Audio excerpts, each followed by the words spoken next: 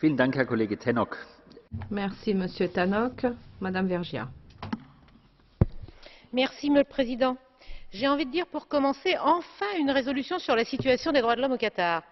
Il est des pays obsessionnels pour certains membres de ce Parlement. Il en est d'autres qui sont intouchables, quelles que soient les violations des droits de l'homme dénoncées par les organisations internationales et les ONG.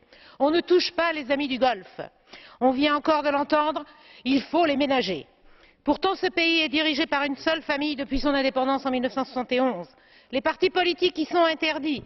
Les conditions de vie des non-qataris, qui représentent 80 à 90% de ceux qui vivent sur le territoire et qui sont principalement, bien évidemment, des ouvriers de l'industrie pétrochimique, sont dramatiques. La Khalafa, système de parrainage par des Qataris de non-Qataris, est insupportable.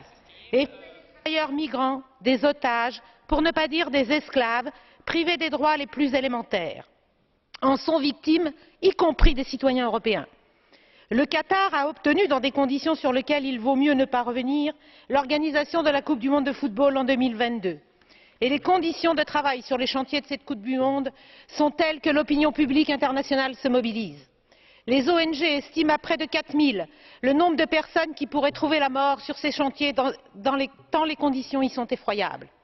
Aujourd'hui, le Parlement européen s'en émeut et j'espère qu'il va s'honorer en votant cette résolution, même si nous la trouvons insuffisante. Je veux cependant profiter de cette intervention pour vous alerter, mes chers collègues, sur la situation d'un homme qui a été condamné au Qatar à la prison à perpétuité, peine commuée en 15 ans de prison.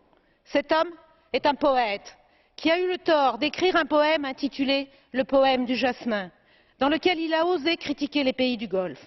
Quel crime, mes chers collègues!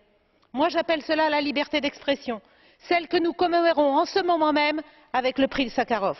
C'est pourquoi, par cette intervention, je veux d'abord demander aux autorités qataries de se conformer à leur discours et de libérer immédiatement le poète Mohamed Rachid Al-Ajami.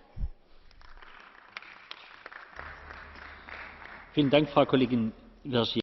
Merci, Madame Vergiat. Madame Schaak, une minute.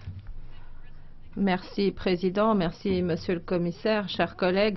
La situation des droits de l'homme au Qatar et des travailleurs migrants a toujours été préoccupante. Mais maintenant, les feux de l'actualité sont braqués dessus à cause